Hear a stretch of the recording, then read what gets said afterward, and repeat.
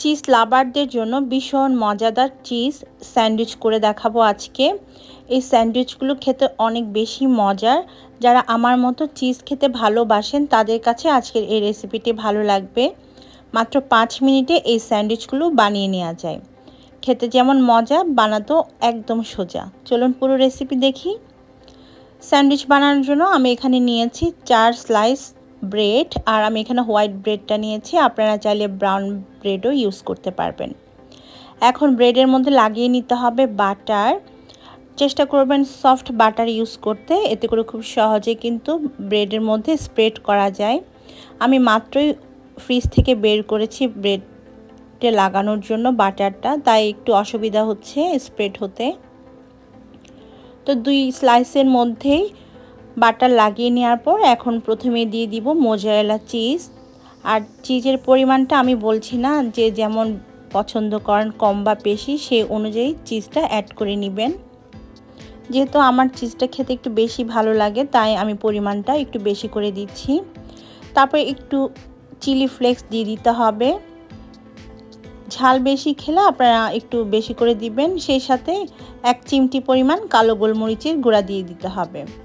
এরপর আমি 1 slice cheese দিয়ে দিলাম। তারপর পাউরুটির আরেকটা স্লাইস দিয়ে দিতে হবে। একটা স্যান্ডউইচ রেডি। আরেকটা করে দেখাচ্ছি। সেমভাবে আমরা বাটারটা লাগিয়ে নিব 2 স্লাইসের মধ্যেই।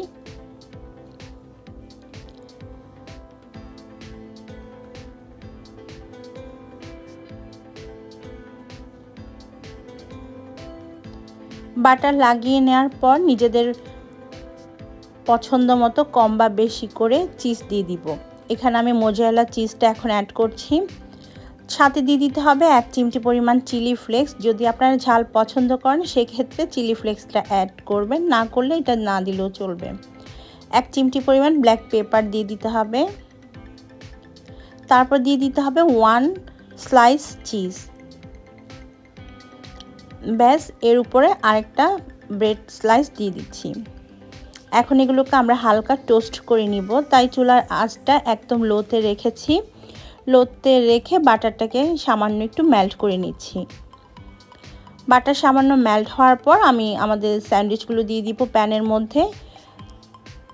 তারপর একদম লো হিটেই এগুলোকে আমি 3 থেকে 4 মিনিট কুক করব বা হতে দিব।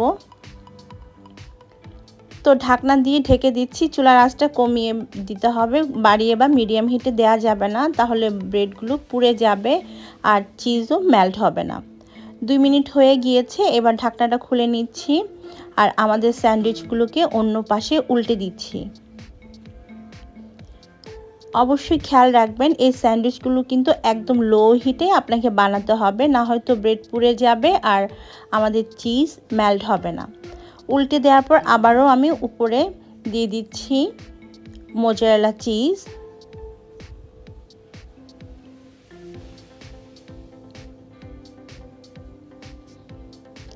দুই স্লাইসের মধ্যেই আমি মোজারেলা চিজ দিয়ে দিচ্ছি।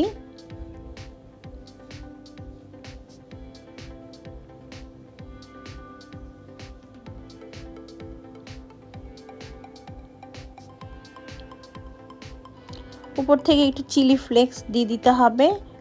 তারপর ঢাকনা দিয়ে ঢেকে চিজ মেল্ট হওয়া পর্যন্ত একদম লো হিটে আমি কুক করব। মিনিমাম 3 মিনিট লাগবে সময় এটা হতে। তো 3 মিনিট পরে ঢাকনাটা খুলে নিয়েছি আর আমাদের চিজ খুব ভালোভাবে মেল্ট হয়ে গিয়েছে। আমাদের চিজ স্যান্ডউইচ কিন্তু একদম রেডি। এবার আমি নামিয়ে নিব চুলা থেকে। দেখুন চিজটা কত সুন্দর মেল্ট হয়ে গিয়েছে। তো সকালের নাস্তায় বা বাচ্চাদের টিফিনে আপনারা এই স্যান্ডউইচগুলো মাত্র 5 মিনিটে তৈরি করে দিতে পারেন। খেতে যেমন মজা আর সময়ও বাঁচে, খুব অল্প সময়ে তৈরি করা যায় বলে। কেটে দেখাচ্ছি তাহলে আপনারা বুঝতে পারবেন। দেখুন ভেতরে চিজ একদম মেল্ট হয়ে গিয়েছে। তো দর্শক, এই ছিল আমার আজকের রেসিপি চিজ স্যান্ডউইচ।